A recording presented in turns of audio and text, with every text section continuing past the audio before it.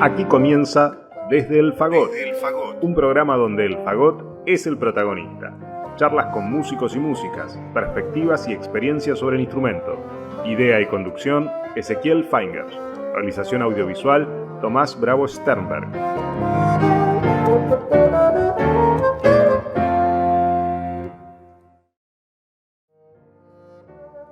Hola, ¿qué tal? ¿Cómo están? En el programa de hoy les quisiera compartir la segunda parte de la entrevista realizada al destacadísimo flautista argentino Jorge de la Vega, quien, recordemos, es en la actualidad primera flauta de la Orquesta Estable del Teatro Colón y profesor en el Instituto Superior de Arte del Teatro Colón.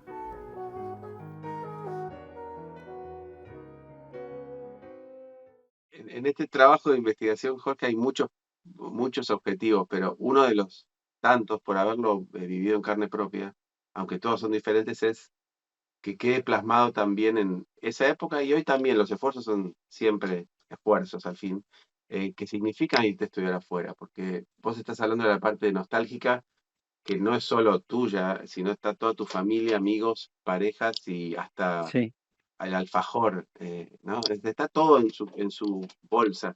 Después es muy importante totalmente. decir, me fui afuera y uno viene con un vibrato nuevo, Sí, sí. pero hay De todas todo maneras, no te también. olvides que mi primer, como yo le llamo, es el exilio voluntario, Mm, ¿no? Porque bueno, uno lo hace en pro de algo que realmente quiere y ama y necesita, pero bueno, no deja de ser un exilio. obvio, Mi primer exilio voluntario fue Buenos Aires, porque claro. yo me tuve que ir de Mendoza cuando tenía 19 años.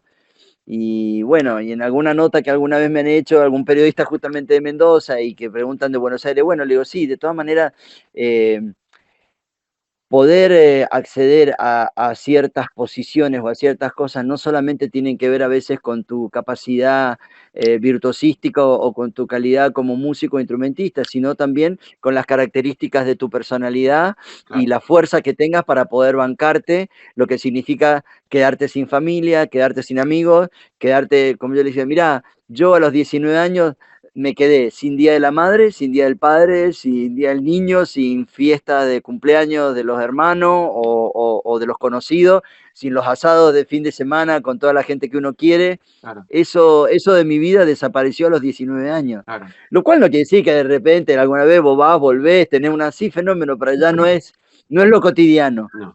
Y todo eso se deja de lado y hay que bancárselo y son las decisiones que uno toma, pero son los precios que uno paga. Mm, Y no todo el mundo está en condiciones de poder hacerlo. Eso también es parte de la carrera, ¿no? claro, claro. Bueno, pero también vos tuviste un profesor que lo había hecho, ¿no? Ahí tenés un ejemplo ahí, Sí, claro. ¿viste? Sí, sí, pero con una característica particular por lo que yo te decía, o sea, Lars en ese sentido era un mercenario de la vida, porque, bueno, como vos lo sabés, en Europa los adolescentes rápidamente se Emancipa. van de la casa.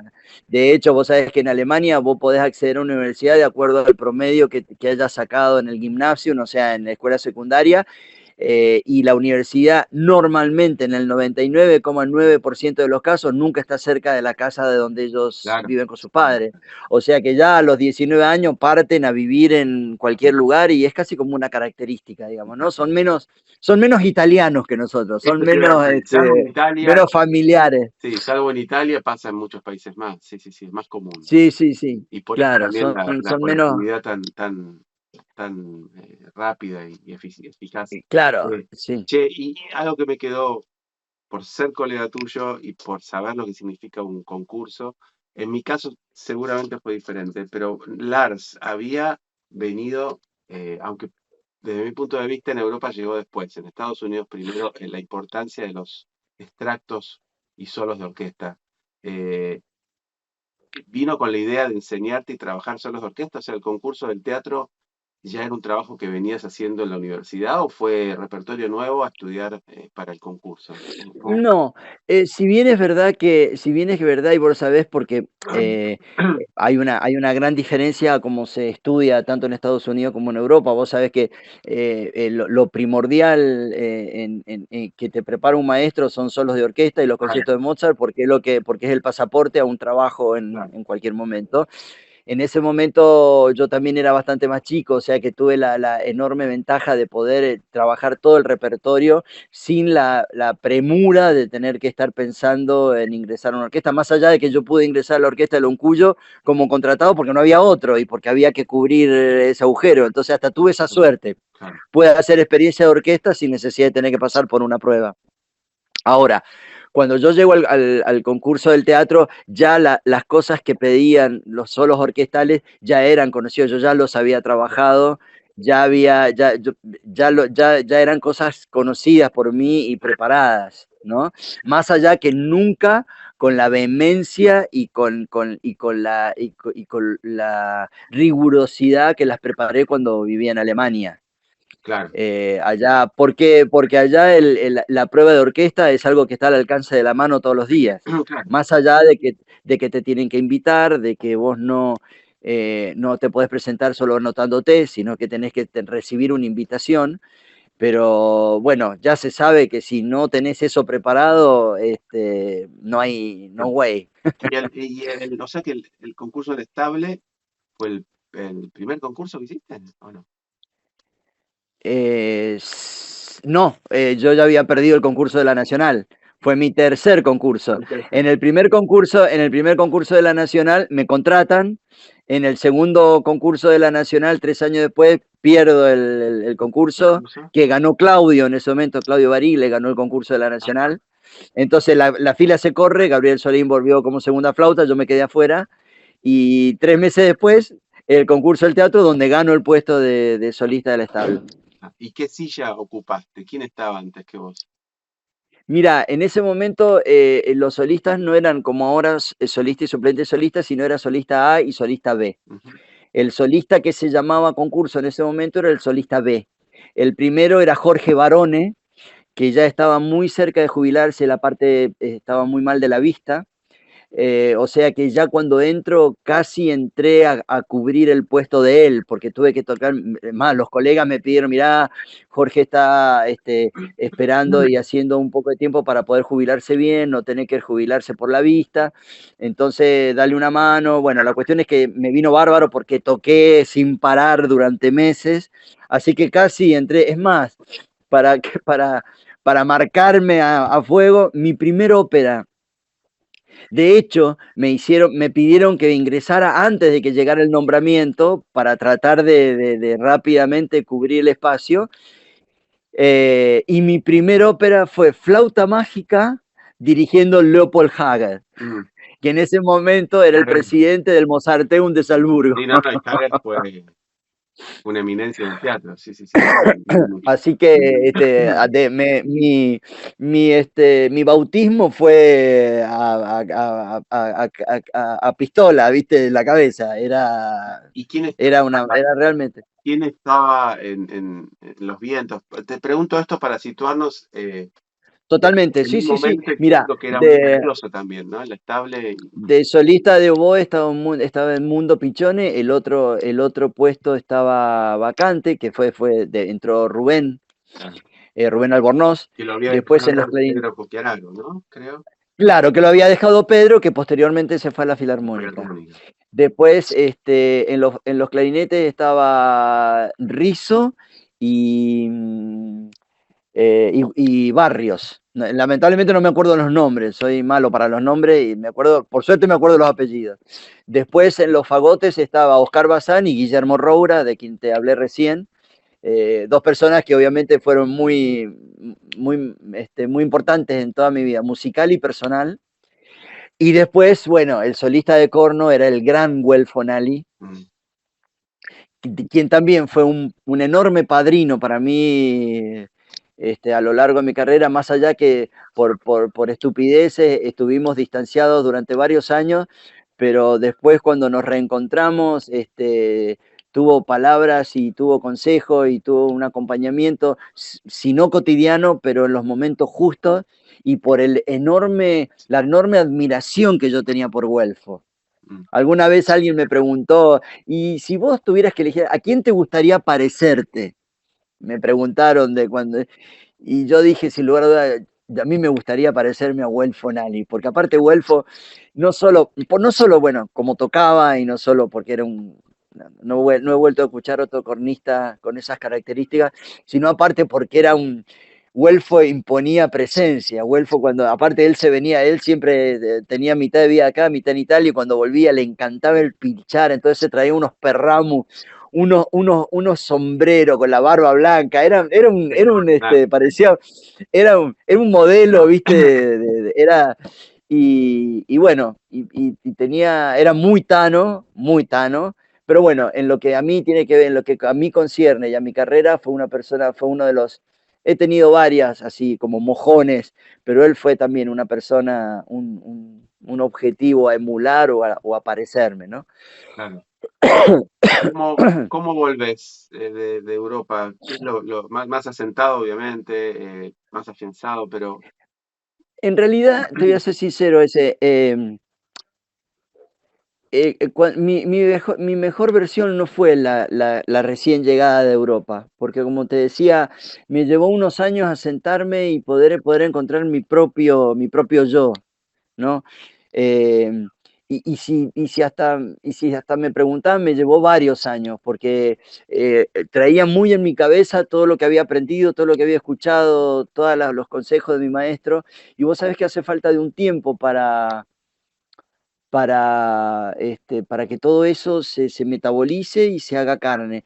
O sea que esto me lo había dicho a Dorian en alguna clase que tuve con él en Múnich, y me ha dicho, Jorge, hace falta un tiempo. Yo cuando terminé de estudiar, él había estudiado con Nicolet y con Rampal. Y me dijo, yo cuando terminé mi formación con Jean-Pierre, yo era un rampalcito. O sea, era una copia, y me llevó unos años poder hacer que todo eso que había aprendido me transformara en el Adorian que soy hoy o que fui después cuando ya encontré mi, mi, mi, mi, mi, mi- ¿cómo se dice? Mi agarre al instrumento, al mundo, sí, tuve que procesar toda esa información para que se volviera parte de mí y no yo una copia de todo eso que había aprendido. De todas maneras, bueno, eh, volví a la orquesta, así que no tuve un lapso de nada, volví y ya estaba tocando, entonces fue poner al servicio de todo lo que hacía, todo lo que había aprendido esos 2 años, sin lugar a dudas, claro, ¿no? claro. Y con Yaneli, tu relación, ¿qué nos puedes contar? Mira, con Alfredo fue muy cortita mi relación, yo alcancé a tomar un par de clases con él justo antes de irme a Europa. Y recuerdo que lo llamé por teléfono para despedirme y me dice, pero no entiendo muy bien de La Vega, porque viste, él era como los viste que trataban de usted, salvo Mariano. Bueno, tuve la posibilidad de conocer al gran Chiambaretta también. También.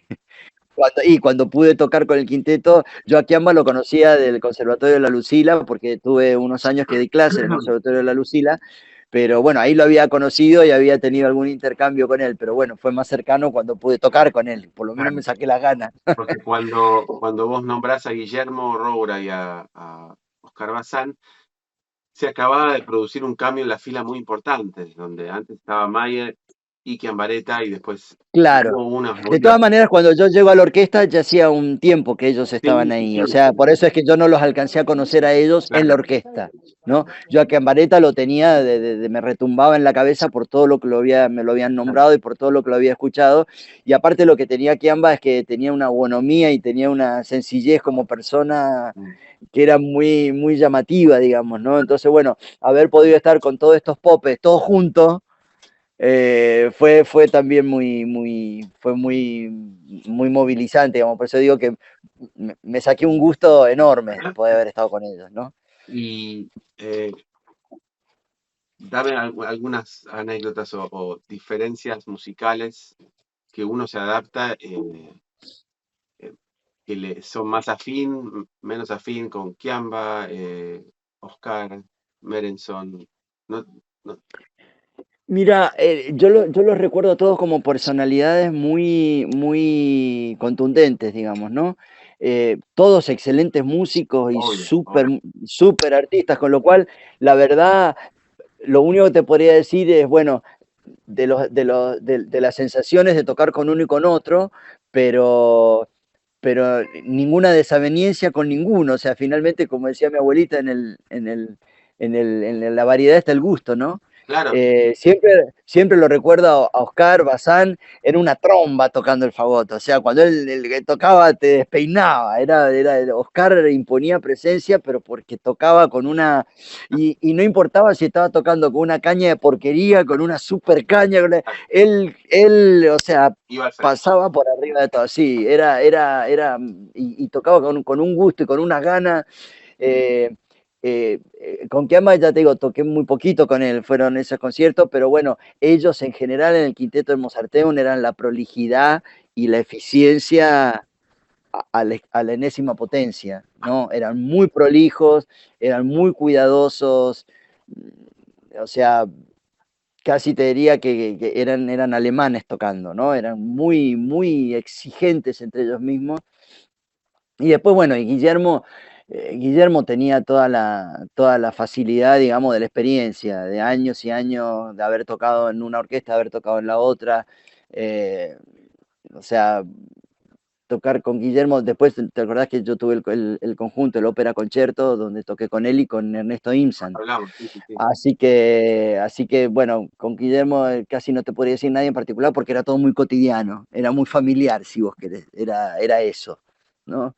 Y siempre una persona que me apoyó muchísimo, ya te digo, humana y artísticamente. Así que bueno, es como que más lo tengo tan presente conmigo todo el tiempo, por eso que por la parte musical, ¿no? Claro, claro, claro, claro, claro. Y es un defecto no profesional, pero uno habla siempre de los solistas, porque vos ocupaste un puesto solista. El resto de las filas, los segundos fagotes, Mali Cesarini, Ariel Di Leo, Frers, Claro, sí. Eh, aún en las flautas, en los clarinetes, viste que en la ópera, Sí, yo creo que la familia de los Fagotes era una familia muy contundente. Eran todos, ocupaban su espacio con tanta claridad, ¿no? No, era una familia, que parece estúpido decir, pero una familia sin desavenencias, ¿no? Cada uno, Mario, vos lo veías siempre, Mario Cesarini, segundo favor, siempre una sonrisa, siempre él estaba donde tenía que estar, siempre era el especialista en la lutería, ah, ¿no?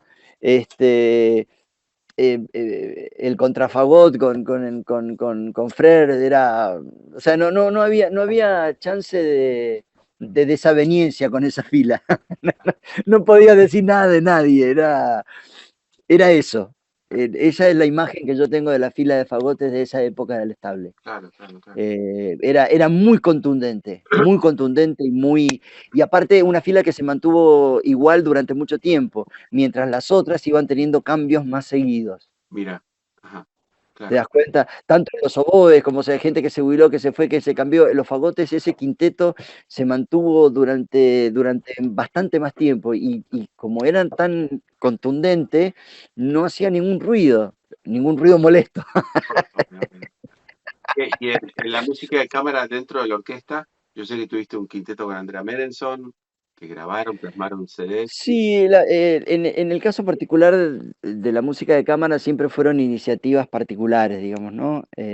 Porque en general en ese momento, fíjate que el quinteto estaba Andrea y Mariano, que eran de la Filarmónica, Rubén y yo, que éramos del Estable, y Mario Tenreiro de la Nacional. Claro, Así que en general la música de cámara siempre eran necesidades personales que hacían que, bueno, que uno busque toquen, alternativas y empatía con la gente con la que quiere tocar. Después, bueno, nos separamos y Mariano formó otro quinteto con los solistas de la Filarmónica. En ese momento no se daba, por las características de la gente que había en el estable, formar un quinteto con solistas sobre todo por problemas, creo yo, más que nada generacionales. Rubén y yo éramos muy chicos, éramos los últimos que habíamos entrado y el resto de la gente estaba al borde de jubilarse. mm, ¿Te das cuenta? Quizá Roura era el más joven de todos. Entonces, bueno, finalmente se dio por una cuestión más generacional, porque aparte todos nos conocíamos desde adolescentes, mm. Entonces, bueno, naturalmente se dio esa formación. ¿Y cómo se llega a dar el deseto? Que a mí me gusta siempre hablar de Y por estar por testarudo que soy yo. Montes.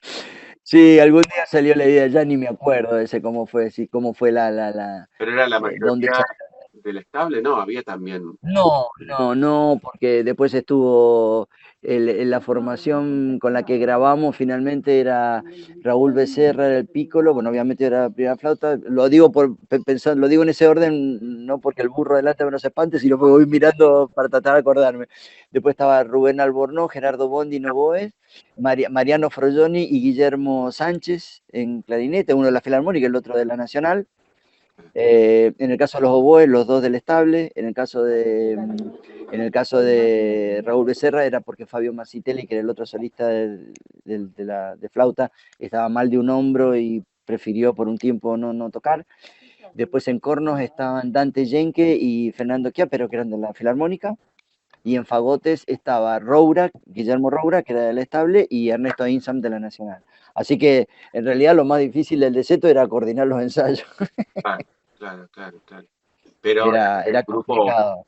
un grupo obviamente elegido a dedo de lo mejor que había en el ambiente musical. O sea, no, Mira, vos sabés que a medida que pasa el tiempo, recojo, en el momento nosotros tuvimos que trabajar mucho, aparte tocábamos sin director, fue un trabajo arduo, 2 ensayos semanales, generar el repertorio, no hay mucho repertorio para esa formación, mm, con lo cual a uno por ahí lo que le queda fue el desgaste del trabajo, pero con el paso del tiempo, los comentarios que llega de gente que lo escuchó y algunas grabaciones, el disco que quedó con highlight de óperas sí, y grabaciones de conciertos que hicimos, la verdad que a mí mismo me admira, ¿viste? Con el paso del tiempo las cosas toman su justo lugar y su justo reconocimiento.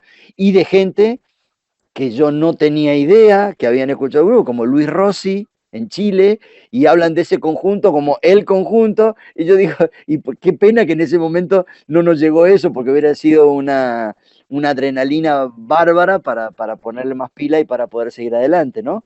sí. Pero uno queda un poco alienado a veces en esos momentos y bueno, pero bueno, lo hecho está y bienvenido sea. Claro, claro, claro. Es que la ópera parece que lleva tanto trabajo. Mientras estás adentro te das cuenta que es milagroso que salga la función. eh, y Sí. poder llevarla con 10 personas más algún cantante es un lujo poder seguir haciendo ese Sí, deporte. fue muy interesante. Fue Experiencia muy de mercado. interesante. Grabamos con Luis Gaeta, con Cecilia Díaz, Laura Rizzo, en el momento en que ellos estaban en su apogeo. Así que como voces eran espectaculares.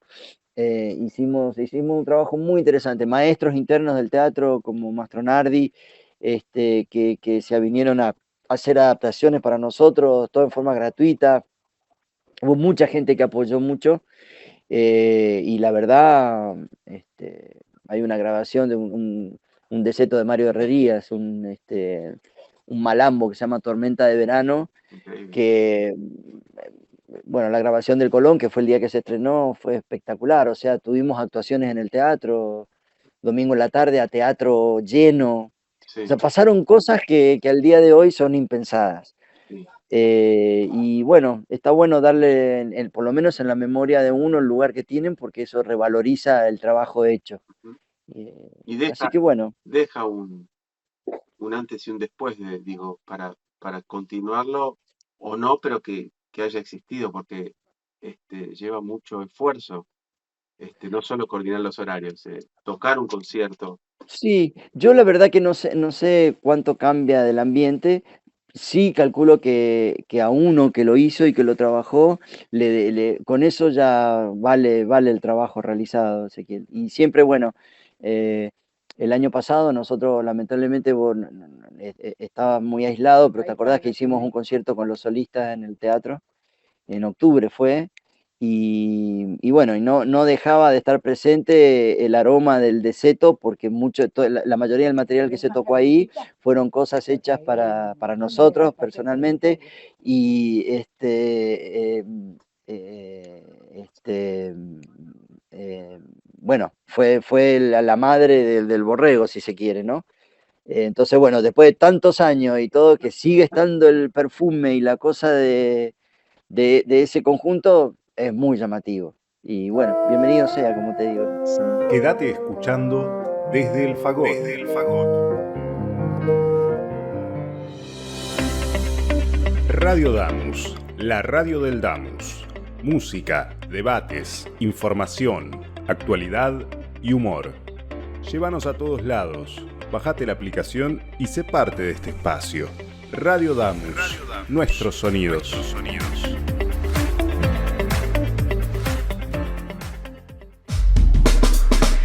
Programación 2022. Tardes contemporáneas. Órgano en Baires. Entre teclas. Voces que escuchan. Cámara hoy. Barroco de dos mundos. Paredes pintadas. Mujeres de la música. Espacio jazz. Músicas cruzadas. Desde el fagot. Todo es música. Y los estrenos de Por la huella de las cuerdas, un programa dedicado a la guitarra. Dígame licenciade, un programa de graduados y graduadas. Radio Damus, nuestros sonidos.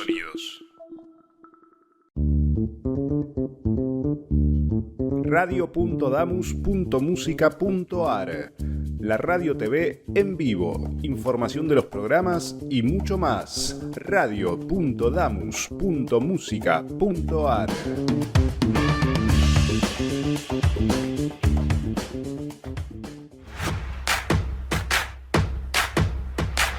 ¿Querés difundir tu empresa, negocio o actividades? Escribinos a radiodamus@gmail.com. Ofrecemos planes a medida y a precios accesibles. Radio Damus. Sonamos cerca.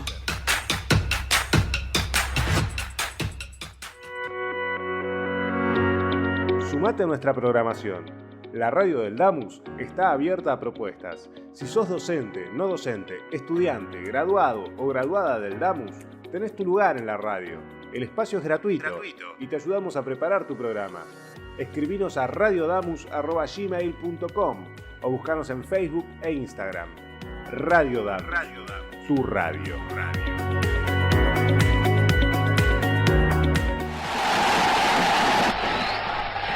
Yo llevo en mis oídos la más maravillosa música, que para mí es la que pasan en Radio Damus.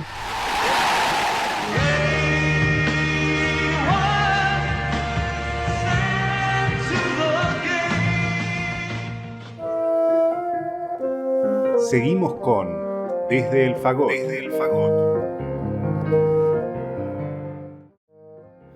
Seguimos viendo entonces la segunda parte de la entrevista realizada al destacado flautista argentino Jorge de la Vega.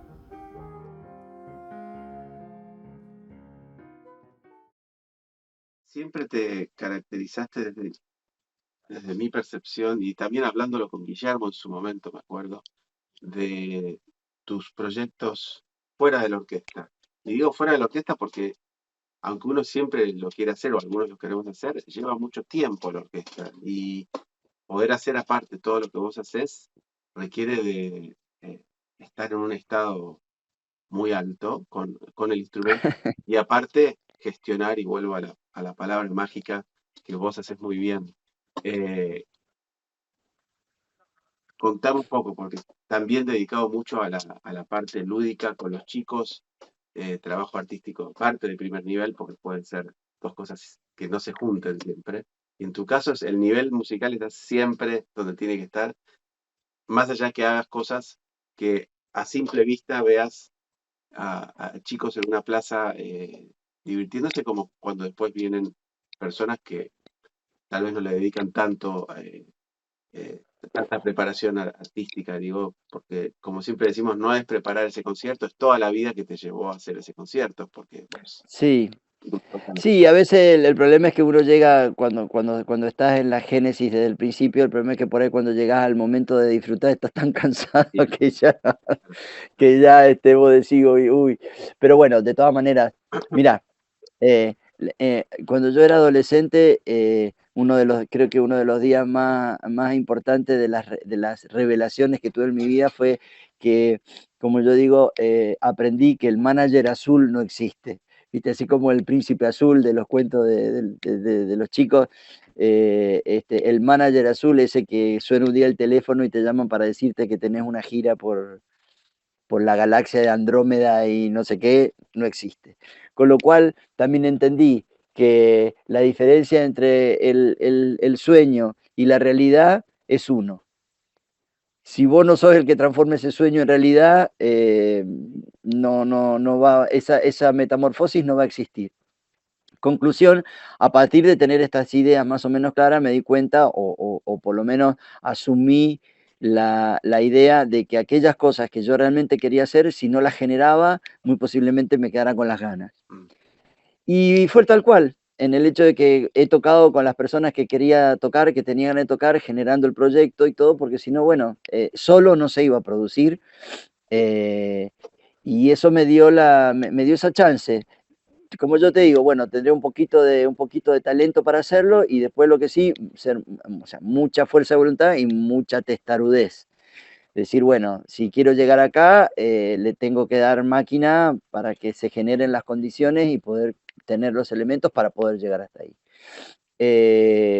Así ha sido básicamente mi forma de pensar. Por eso es que, bueno, un día me junté con Nacher y le dije, mira, tengo un proyecto porque tengo ganas de hacer esto con vos. Y de ahí salieron los animales de la música. Después cada uno puso lo suyo, él se puso a escribir, yo también. Pero bueno, así pues conseguí, lo conocí a Francetti, conseguí que escribiera conciertos para mí, Rodolfo Medero, Anton Marconi, tipos que por ahí son, como yo digo, los populares clásicos o los clásicos populares, porque aparte siempre me interesó la música argentina y sobre todo los ritmos latinoamericanos. Entonces, por todos lados pasa por ahí.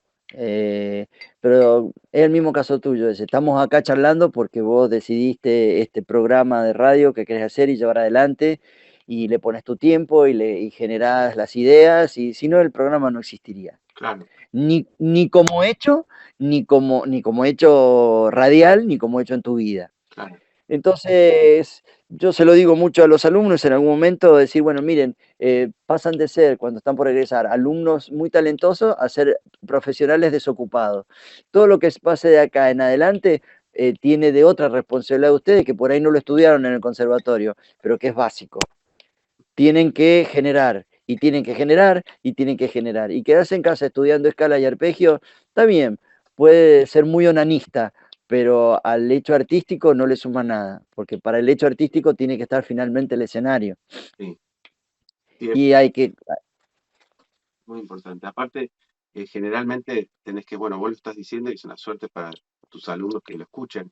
Generalmente, si no te lo dicen, uno intenta esperar a repetir algo o esperar a ocupar tal puesto en vez de tal vez generar, bueno, generar una orquesta, ¿no? Hacia ahí. Exacto. Sí, pero ¿sabés qué? A mí a veces me da, yo no soy un tipo egoísta, yo de hecho todo el material que he generado algún día va a quedar para disposición de todo el mundo, pero por ahí me dice, uy, maestro, escuché que usted tal cosa, uy, no compartiría el material, y yo le digo, ¿por qué en vez de andar raspando la olla, ¿por qué no buscas compositores? ¿Por qué no te tomás el trabajo de generar que gente que escriba? Y porque por el otro lado, eso también lleva un trabajo. Cuando vos encargas una obra, vos sabés perfectamente que tenés una chance de que sea fantástica y otra chance de que sea una porquería. No porque el compositor escriba mal, porque si vos lo elegís es porque realmente te hubiera... Pero bueno, todos tenemos nuestro momento, todos hemos tocado mal en algún día porque no ha sido nuestro día. Y lo mismo le puede pasar al compositor. Eso significa un riego, significa un trabajo, significa un tiempo, significa, bueno, pongan eso, o sea, no vayan a arrancar la fruta madura ya cuando generen, planten el árbol y eso tiene muchas ventajas. Pero hay algo muchas que ventajas. valoro mucho de lo que vos haces, te lo digo, hace mucho, bueno, la pandemia alejó muchas cenas lindas y otras cosas, pero generalmente lo terminamos hablando porque vos te salís del músico clásico por la definición que le quieras dar al músico clásico, pero generalmente que te imponen lo que tenés que tocar. Por suerte estamos en el teatro y tenemos el lujo de poder ir a jugar un poco con también una comida que está hecha de los mejores chefs del país, si quieres decirlo de alguna forma. Pero también hay una necesidad de cocinar tu propia comida. Y vos lo haces muy bien porque te sacás el smoking de la ópera y haces proyectos que de verdad requieren de otro trabajo. Por eso ahí voy, que desde mi punto de vista es hasta tal vez más difícil, pero que es que justamente la obra que vas a tocar o fue escrita para vos, es una responsabilidad muy grande, y a su vez una comodidad muy grande, si es que se da esa conjunción, porque estás Claro, tocando algo que claro, claro. un circo, Que te gusta, sí, que claro, que está a tu medida. es una nota larga para vos, ¿viste? Y Sí. eso también es un ejemplo para mí muy importante que estás dando con todos los proyectos que haces, digo, ¿no? Bueno, muchísimas gracias, gracias. Nos conocemos hace muchísimos años. Yo siempre digo que yo te conozco a vos antes que vos a mí, porque cuando yo tocaba en la orquesta que dirigía tu papá en la Alianza Francesa, vos eras, junto con tu hermano, de los que molestaban corriendo entre medio de... Así que yo te conozco a vos antes que vos a mí, porque vos ni te acordás que yo tocaba la flauta ahí. Pero bueno, Los conciertos, el plan de mis viejos era que grabemos y nos ocupemos para que no molestemos al resto. para que no moleste. Algo similar. Pero sí, nos conocemos mucho. Tengo Pero, el bueno, privilegio de poder haber entrado a un organismo que conozco desde que nací en la panza. claro, El dolor totalmente. es similar a la casa donde vive uno. Pero, eh, ¿qué es para vos? Sos de los músicos con más experiencia de las flautistas tocando ópera en un teatro que tuvo sus vaivenes, como todo teatro, y que Mm. acompaña al país que lo rodea. Te escuché decir muchos adjetivos eh, abiertos y en escenas mucho más íntimas, pero con lo increíble que suena la orquesta hoy, por decir hoy un día, comparado Sí. con antes y a su vez, desde mi punto de vista, siendo parte de esa orquesta que puede sonar increíble para tus oídos y que tengo la dicha que lo digas, digo, yo estaba en el coro de niños en los 80 con Domingo y la orquesta estable del Teatro Colón era intocable. Eh, entonces, artísticamente por ahí, eh, no te hablo de mitos, pero había toda una conjunción, ¿viste? Desde Plácido Domingo hasta tal vez el director del teatro, el director de la orquesta y la escuela que había en ese momento de cada instrumento. Yo entiendo que eso va evolucionando. Los chicos de hoy tocan con conocimientos diferentes a uno, eh, Claro que sí. pero ¿qué es la ópera para vos habiendo transitado cuántos años? Ya, ¿cuántas décadas? Y del 83 ya van a ser casi 40.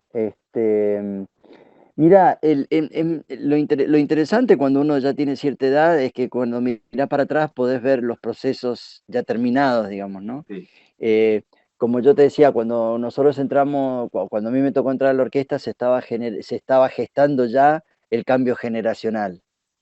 Yo fui de los primeros más jóvenes que entró, de lo que se venía avecinando con el resto de las filas, ¿no? De gente que se iba jubilando y gente nueva que iba entrando. Y sin lugar a dudas, todos estos concursos y el momento en el que vos entrás a la orquesta es sin lugar a dudas el momento más joven de la orquesta estable, claro. ¿sí? O sea, o si vos hoy mirás lo que son las filas de cuerdas de los vientos, los solistas, yo ya soy de los que está pronto a jubilarse. Junto con Rubén creo que somos ya los próximos. Pero si mirás el resto, o sea, la juventud que hay en la orquesta es espectacular. Cosa que cuando yo entré no era tal. Y yo creo que entre otras cosas tiene que ver porque la gente cada vez toca mejor más joven, porque también han mejorado la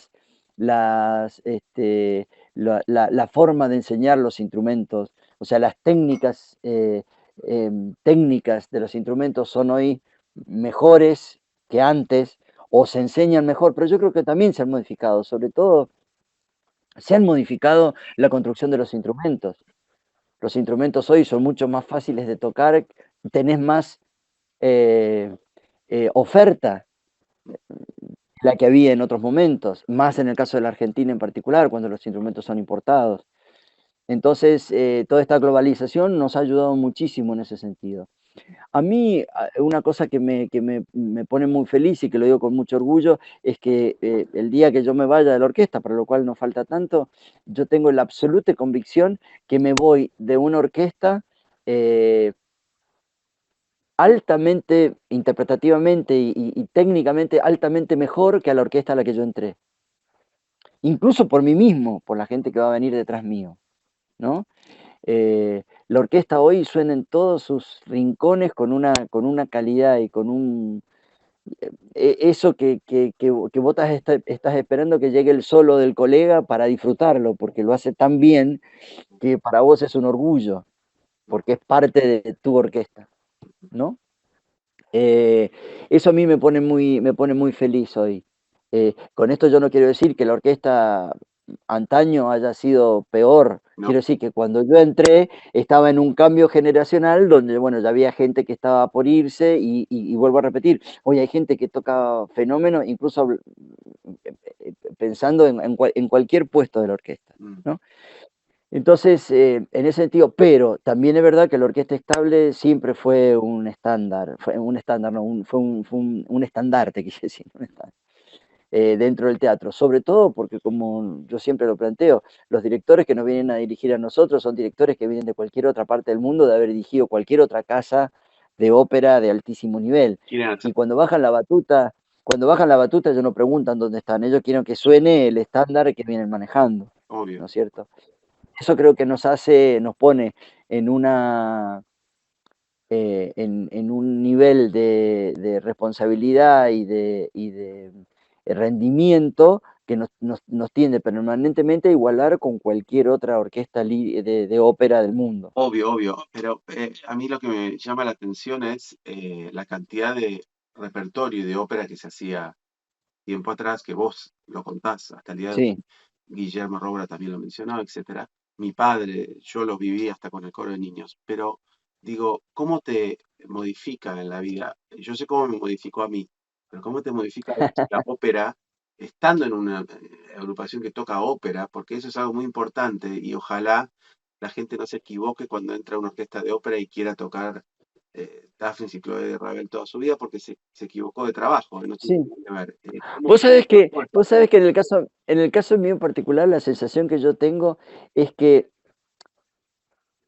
si a mí no siento ese crack, digamos, de modificación, porque la sensación que yo tengo es que yo antes de entrar a la orquesta tenía una forma de tocar muy lírica, Bueno, de tocar la flauta, sí, ¿no? O sea, de vivir la música, digamos, ¿no? De lo que tenía que tocar, hasta a veces cayendo en el error, digamos, ¿no? De irme demasiado para el otro lado.